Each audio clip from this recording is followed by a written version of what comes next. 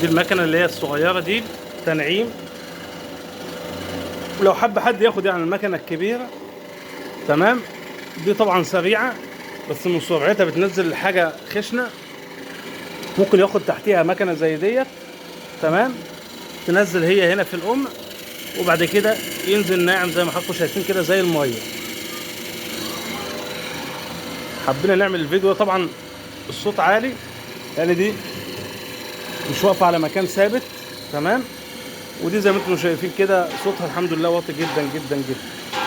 شرف بتعليقاتكم واستفساراتكم، والسلام عليكم ورحمه الله وبركاته.